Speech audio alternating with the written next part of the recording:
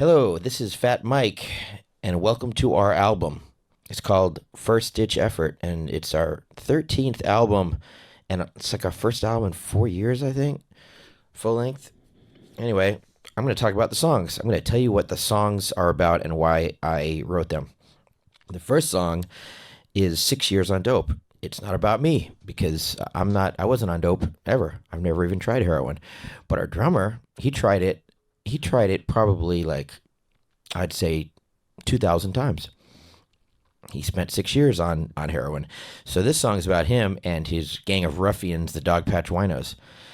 And I don't know, maybe there wasn't that much to say about the whole thing because the song's only a minute and 20-second song. Good way to start an album. And it kind of sounds different than any other NOFX song, I think. Listen.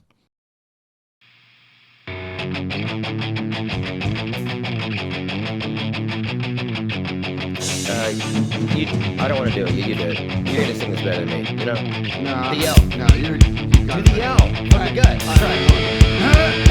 You know. Yeah.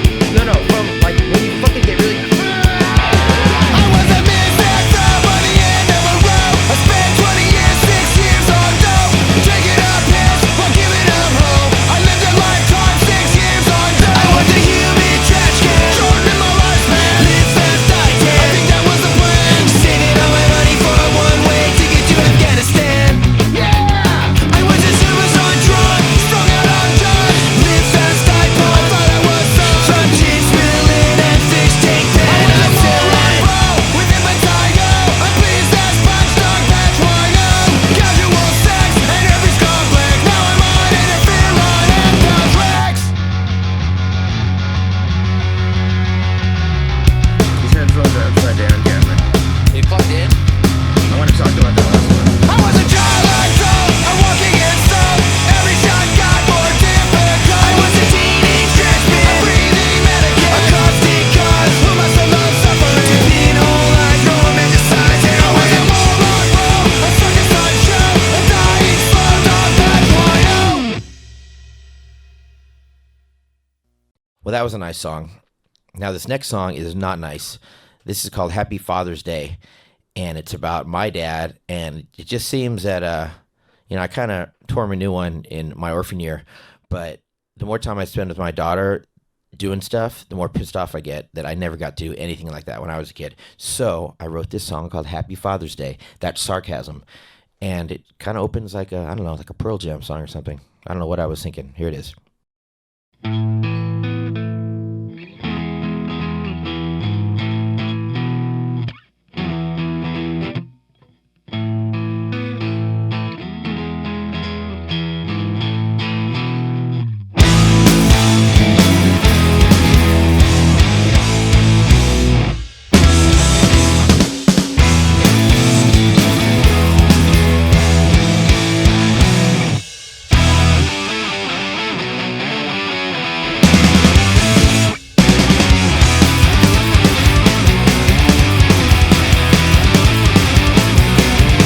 Fuck you, Palmer kid.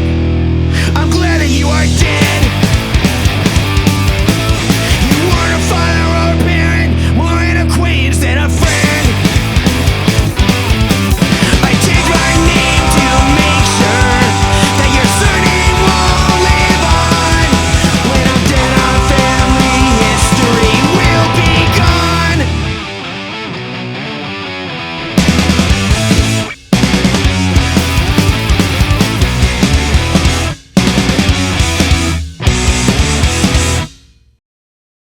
Well, that was a downer. But this song is an upper. This song is based on a true story. No, it's not. It's not based on any truth at all. I made up a story about Sid Vicious and Nancy Reagan and what would have happened if they would have had an affair, because they were both in San Francisco at the same time when Reagan was governor. So I just wrote a little tale about it. What's neat about this song is that it's the first time NOFX has ever had a breakdown. So in the middle of the song, you actually hear me play bass riffs, and there's piano and weird ahs, and it's very hardcore like, very un-NoFX. I don't know, maybe something the Dickies would do, or Green Day during every song live. but we're not used to doing breakdowns. I think it's pretty neat. Here it is, Sid Vicious and Nancy Reagan. Just like the Kennedys killed Marilyn Monroe, the Reagans had a secret the public couldn't know. And Winterland, his wife was making a kid, and he couldn't let anyone know what she did. The voters couldn't know about Nancy and Sid. I'm sorry, dear, but this is how it's gotta be. We gotta cut the groupie and frame the junkie. No one cares about Nancy's function, and Sid'll be on Rikers in the dungeon. If you wanna be the first lady, you gotta get rid of Sid and make it look like an OD. Make it look like an OD. Make it look like an OD. Make it look like an OD. Make it look like an OD.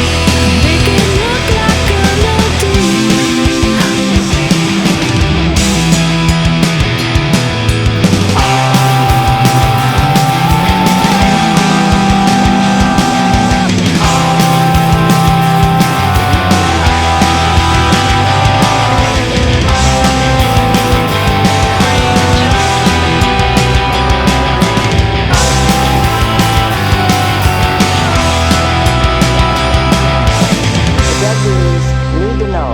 The thrill can kill. Rock star Sid Vicious is dead after taking an overdose of heroin last night. Police say his death was an accident. Say no to drugs. I'd like to have fun. Any kind of fun, just fun. Wake the fuck up. Wake the fuck up. A confirmed heroin addict, he was at least controllable after a fashion. Hinckley didn't do it for Jodie Foster. He was a Pistols fan and a punk rocker. He wanted revenge on the first lady, but instead he shot Reagan James Brady. Now everybody knows what Mrs. Reagan did. So Sid never killed Nancy. Nancy killed Sandra. Nancy killed Sandra. Nancy killed Sandra. Nancy killed Sandra. Blamed it on Sid. Well, that was fun. That was Sid and Nancy with breakdown, still only about 2.5 minutes. That's how long a breakdown is. Anyway, it's a whole song. Coming up next, this is California Drought. This is a song about me quitting drinking and doing drugs because of my age. The funny thing is that when I was recording this song, I was using drugs and alcohol. I performed it, I played bass on it, and I sang it while kind of drunk. So it was looking ahead because after the record was finished, I had planned to go into detox, and I did. And then I got clean after that. So it's a California Drought.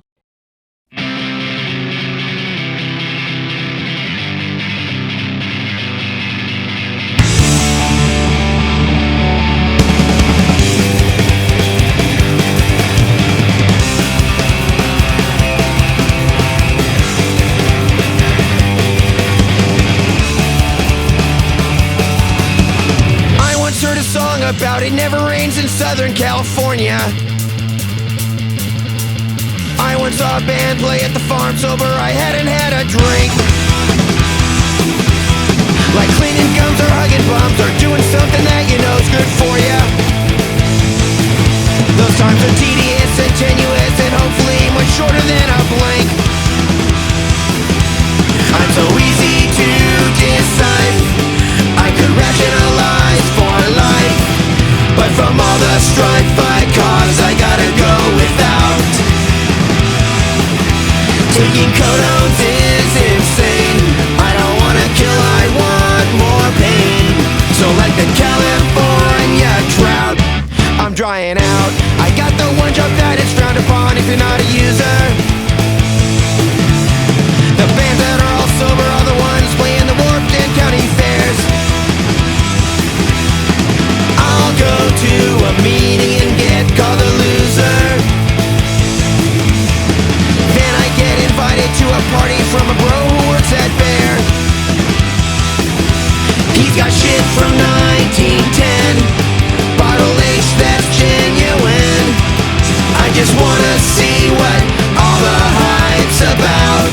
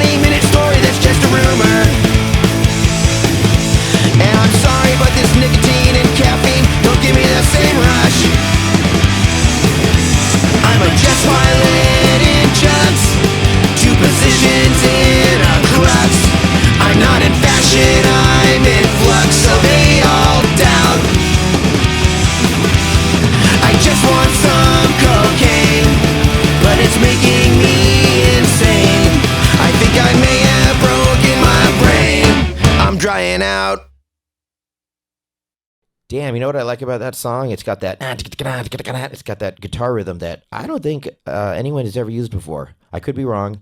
If you've heard a band use that guitar rhythm, let me know. But I think it's kind of our guitar rhythm. I think it's new. Oh, here comes Oxy Moronic. We made a video for this song. Boy, that was an ordeal. You know what? This whole little section of the album is about me. Me.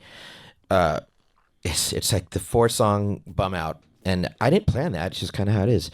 So this song I wrote because I was upset at my doctor that I went to see to help me get off drugs because he put me on more drugs and got me addicted to different drugs. And then I got worse for a few months, and then I had to go to detox. So this song is a big fuck you to doctors and to Big Pharma for getting America hooked on drugs. See, street drugs, I'm okay with. It's the pharmaceuticals that are really killing people. And, I did coke and booze for, 16 years without having any problem. It was when I started taking painkillers that everything started to fall apart. So this song is about that.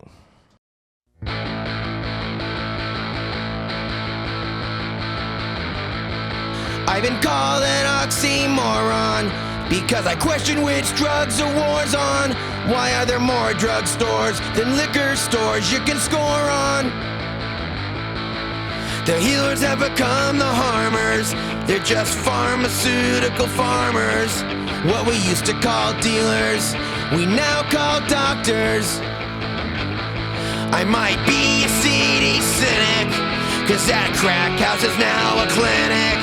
It's time they change the name of the yoke to the hypocritic or the parasitic. It isn't at all altruistic by over-prescribing. How can we fight them in a Suboxone ring? I'll throw a Prozac accusation with a subketamine. They'll say my fears are way ludicrous. It should be out of vanishing. With every demo or altercation, they'll have a good sound explanation. You're just illustrated cause we made your dick deflated. It's oxymoronic. It's oxymoronic. It should be doctors getting busted for their colonna opinions we trusted. We're not the sinners, they're the ones who served us the vodka dinners. I don't wanna be an alarmist, but in that pharmacy there's a pharmacist, and those scripts are making us taxable-minded pacifists.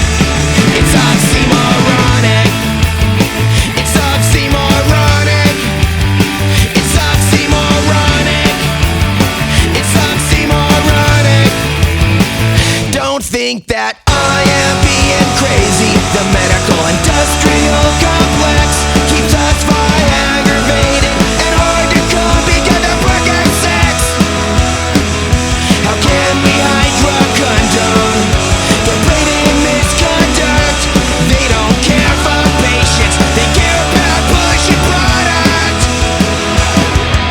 Are you oxymoronic for wanting your daily chronic and making your mom's house hydroponic? You're oxymoronic.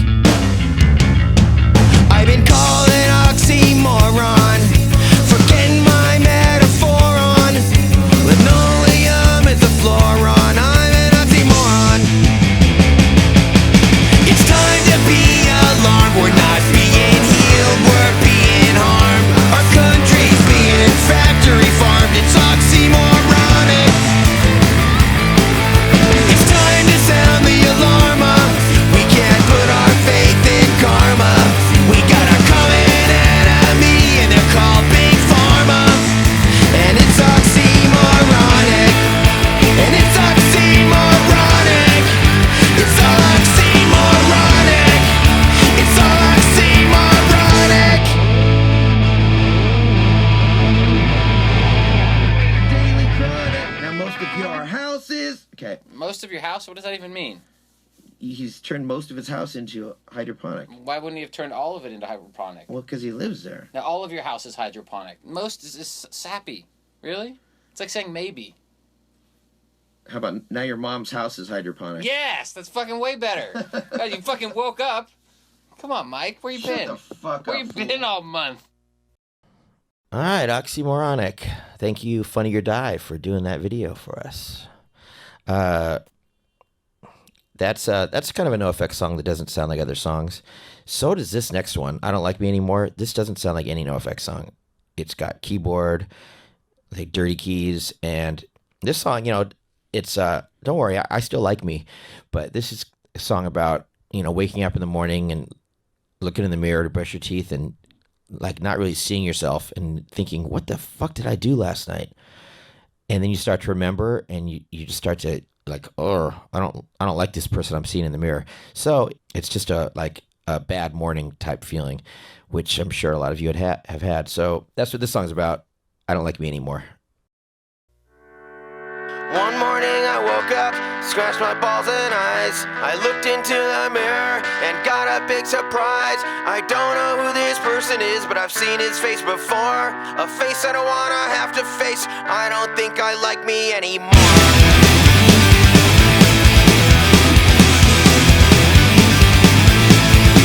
When I run into old friends, there I seem to dart away. I wish I could remember all the shitty things I say. Then one day my best friend said something I'd never heard before. You've done so much for me and I love you, but I don't like you anymore. Someone lock the door. I don't like me anymore. It cost me a whore. I don't like me anymore. I heard the story twice before. I don't like me anymore. But one lady hardcore. I don't like me anymore. Was it something that I done? Was it something that I said? Was I having too much fun? Did I drop kick someone's head? I turn on the TV and I don't like what I see. There's an old punk rocker acting like a jerk, and that jerk looks a lot like me.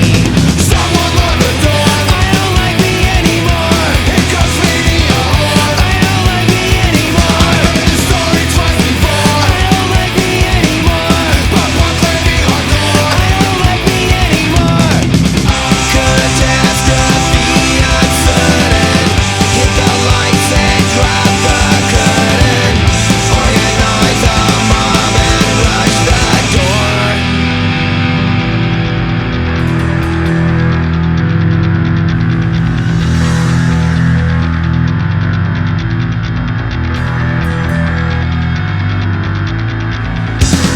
Really off the floor, I don't like me anymore.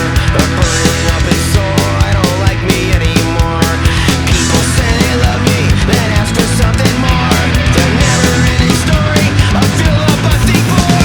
A promised dinosaur, I don't like me anymore. Why is being nice to people feel like such a chore? I act like your clown, I feel like everybody's whore. A summer fact I wish I could ignore. I don't like me anymore.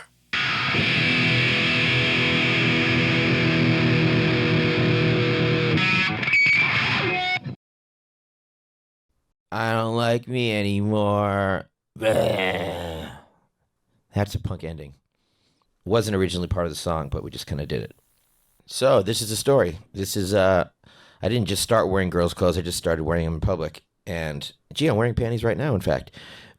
But yeah, ever since I was a teenager, I go to see Rocky Horror Picture Show and I'd dress up, but never in public. So this is a weird one. This is kind of this is my last secret, I think. I no longer have any shame or pride, which I'm a lot happier without those things. You don't need them.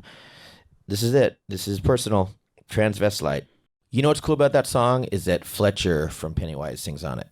He was in the studio and he said, "Mike, I can't believe you're singing these lyrics." I go, "Well, you want to sing on it too?" He's like, "Fuck yeah." So he sang the bridge. I like to hear him say, "Sometimes he likes to wear diamonds and pearls." Adds a little flavor to it.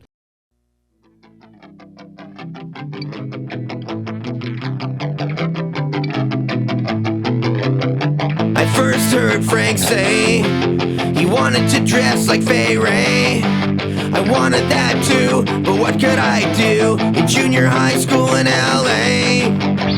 My heart skipped in the scene. You said you gotta be it, not just dream. It was a taboo I knew I wouldn't pursue. I didn't have the self-esteem.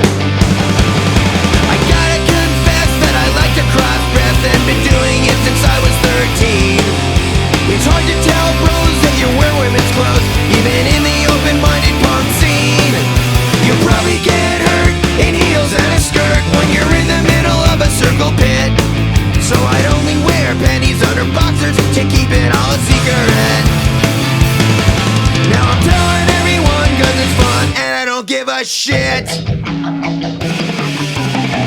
For 30 years, I still had the same fears. Then I saw Hedwig play a Bill Trotter's gig and felt the same envy and tears. I decided right there, I can't be bothered to care what other people think. I'm gonna dye my pubes pink and throw out all my Hanes underwear.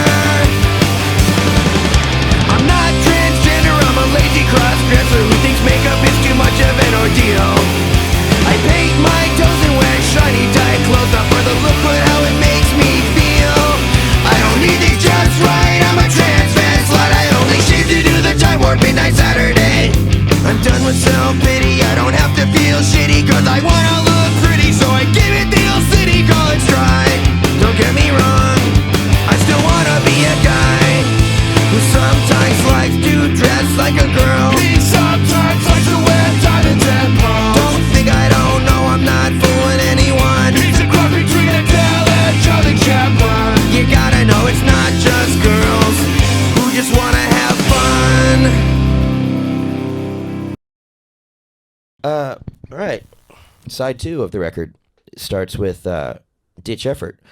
This song was a song that I had a riff for, and it was really the only song that we just kind of jammed. We didn't have it written. We just jammed it in the studio, and it sounds different than the other songs because we used it was from our demo. We used the drums from our demo and the guitars because we were doing it live, and it just sounded really good. And listening to it now, it sounds sloppier. But anyway, but it was recorded during the demo sessions. That's why it sounds different. And here it is.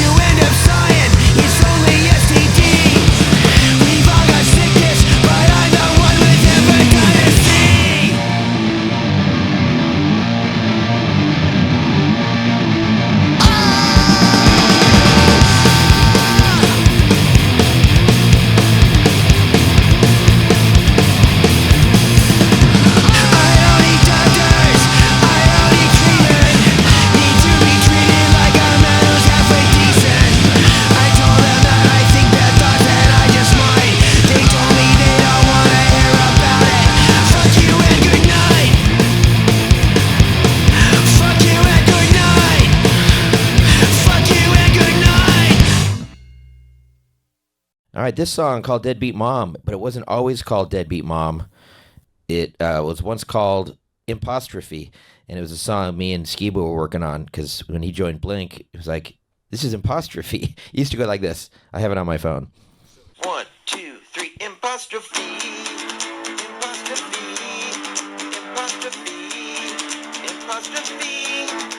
See? It used to be something else. And now it's this. I like it. It's like an adolescent song with harmonies. Deadbeat Mom. I got this. Okay. I got it. Okay.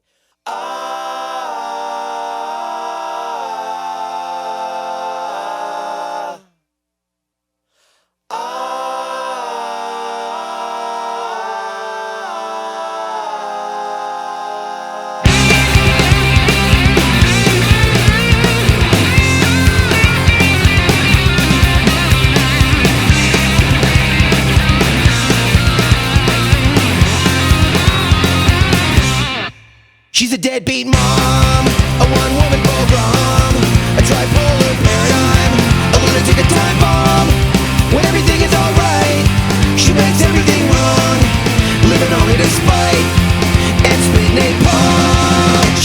deadbeat mom. She's a deadbeat mom. She's a deadbeat mom. She's a deadbeat mom. A storm without a calm. VPA and lithium is what she should be on. An emotional vacuum, a good vibe tampon. She's got her degree in business pedagogy, taught by her mom. Someone stop her before she destroys the childhood of my two boys. My sons mean everything to me, so I pray for some majesty to tell her that she's wrong. But the deadbeat mom isn't able to hack it. She needs to be in a Prada straight jacket. A padded rubber room is where she belongs. It's a perfect place for maybe had some mace for the deadbeat mom. She's my Vietnam. I got PTSD and an STD. Is everything okay? No, everything is wrong. Last week I saw humming this song. She's a deadbeat mom. She's a deadbeat mom. She's a deadbeat mom. She's a deadbeat mom. All right, Deadbeat Mom. Now, this song, Bye Biopsy Girl. And I don't know what I was thinking of this one, just how rude it would be if, you're seeing a girl and they got cancer and you left them. Sorry, because I'm out of here. This is not fun.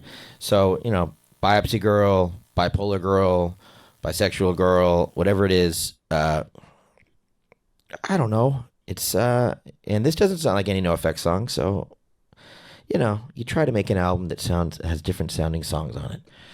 You try to mix it up, and here's this one by Biopsy Girl.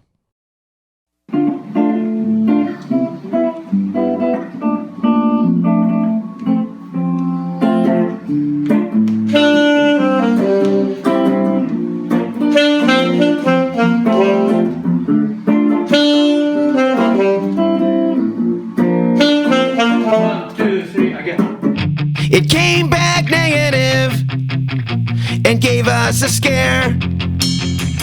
The next year it grew back again and you started to swear. And after chemotherapy you threw up and lost all your hair. And when I said bye bye biopsy girl, you acted like I didn't care. I took you to the mission. You could order pollo. I took you to Chinatown, you said, let's take it to go. But when I asked you to take a Greek and ATM with French, I had to say bye-bye, bilingual girl, you said no and knew the consequence. And when I called the meager and the INS, they took away your documents.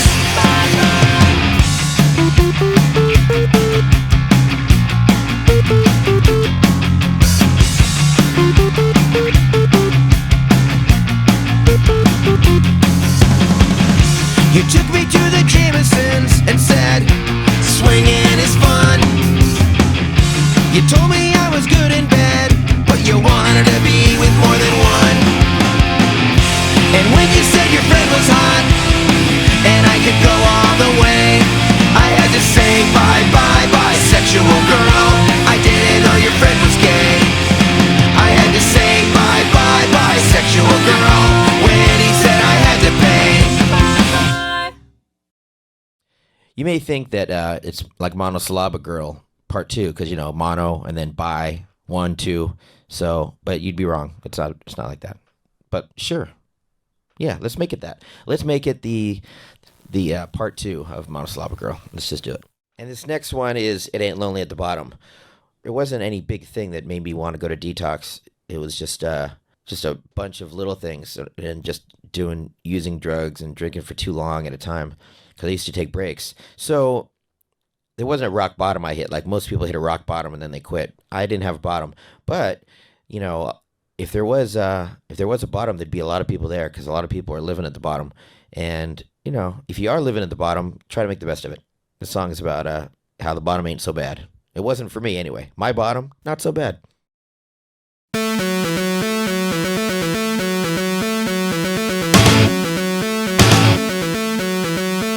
I look around me. So many things to do. There's so many things to see. I'm looking up at the upper crusties. I know they're pitying me because I do what I please. It may be lonely at the top, but for those of us who couldn't stop, we've got 100 dozen friends who make sure the party never ends. We're at a one-way dead cul-de-sac. I hit rock bottom, but it didn't hit bad. I gotta say, it really ain't so bad. It's a funny thing, it's never lonely. I really can't complain, because it feels like home to me. Tell me to quit, and talking shit about. I really gotta say, this bottom ain't so bad. I got a demon juggernaut from battles I already fought. I put the cog in cognition, also my left is ignition. There is a neon sign and a wooden plaque. They say you hit the bottom, we knew you'd be bad. I gotta say, it really ain't so bad. Tell me to quit, I'm sick of hearing it. Don't see a benefit, cause it's really not so bad. Just kinda sad.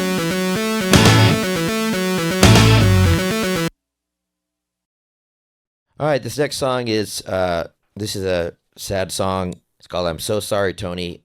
It was called "I'm Sorry, Tony" for a while, and then I went to "So Sorry, Tony." Anyway, this is about the late great Tony Sly and how I miss him, and I wish I could have been a better friend to him.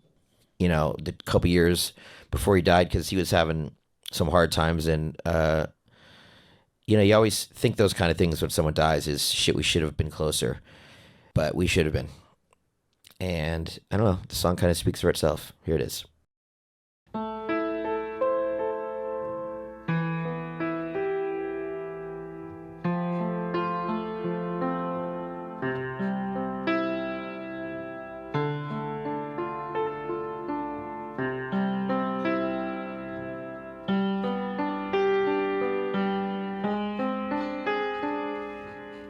I've never known a better writer or a better guy. His songs wouldn't just touch you, they would punch you in the eye. It doesn't happen a lot when everybody has the same thought he wasn't supposed to die. So let's clink our beers and give 3 cheers for Tony Sly. I never heard a bad word about him, I never heard a bad melody. His dying isn't tragic, it's a fucking catastrophe. I lost my parents and so many friends, I chalk it c'est la vie. It's nothing like losing my friend Tony. Sometimes on weekends when our kids hang out together, Kira tells Darla that her dad's songs are better. And I think she's sad, cause her mom, she hopes her dad will be coming home, cause he told her that 3 years ago on the phone. Tony, you make me see myself in a way I don't wanna see.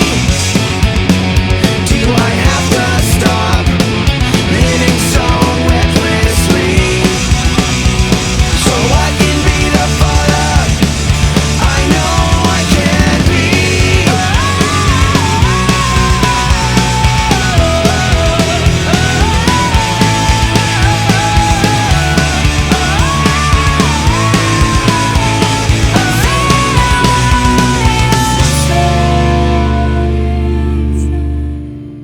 All the endless nights we had, the 20 years of laughs. I've looked, but I can't find any photographs of us, because it's weird to take photos with your best friends, cause you don't think that you'll never see them again.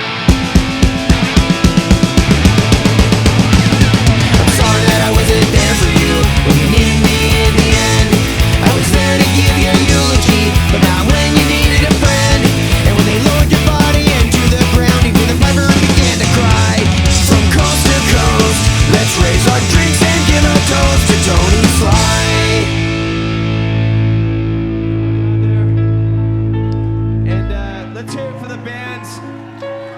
so many of them.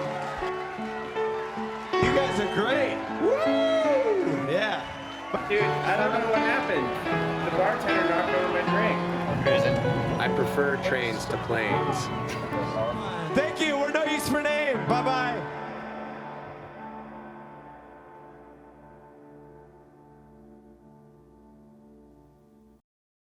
It's kind of creepy hearing his voice at the end. If you get the LP version of this record, we used different sound bites from him, and those are even creepier. Actually, you know, this record, the LP is totally different than the CD. There's tons of different stuff. So I recommend you bringing a cassette over to your friend's house and taping it. It's worth a listen. All right, the last song, Generation Z. This song is kind of how I feel about the world as it is now, and books I've read. One particular, The Vanishing Face of Gaia. I mean, I don't think the human race is going to die off anytime soon, but I think our kids are going to live in a world that is completely different than this one, and not better, but more of a feudal society and dystopic. And I don't think it's going to be a very friendly place. And we might see it, you know, with the water shortage and just how bad things seem to be going. But our kids, they're going to see it, I believe. So I had our kids sing at the end of the song. My stepdaughter Cedra read the poem that I wrote, and my daughter Darla and Tony Sly's kid Fiona, they both sing at the end, the Generation Z. So I don't know. It's kind of neat to have your kids sing on a song about your kids seeing the end of civilization as we know it. Yeah, so it's kind of a bum out record, and this last song, it's the biggest bum out. So I hope you don't enjoy it. I think that our kids will probably see the end of humanity as we know it, 'cause this world's about to blow it. Will they see what they saw in ancient Rome? The destruction of the home. Will they see the end of civility? 'Cause when morality's been blurred, procreation seems absurd, and human rights and freedom are just words that have lost all their meaning in a world that is bleeding like an animal in slaughter. I hope that my daughters never know what it feels like to give up, to know the whole world is corrupt, to realize they are really on their own and there's no one left who cares about the future. Infected cuts don't need a suture. There's a feeling that the human race has seen the checkered flag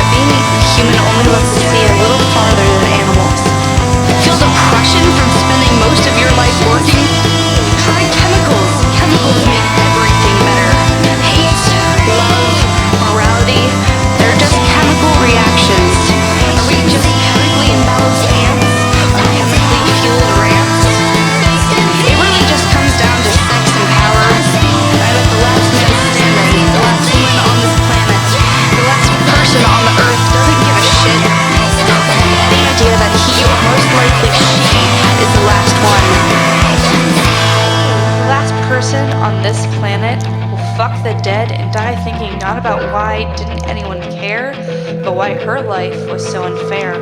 It's time. It needs to be said. I'm sorry to be the one to inform you, but man and womankind has unfortunately been pronounced dead.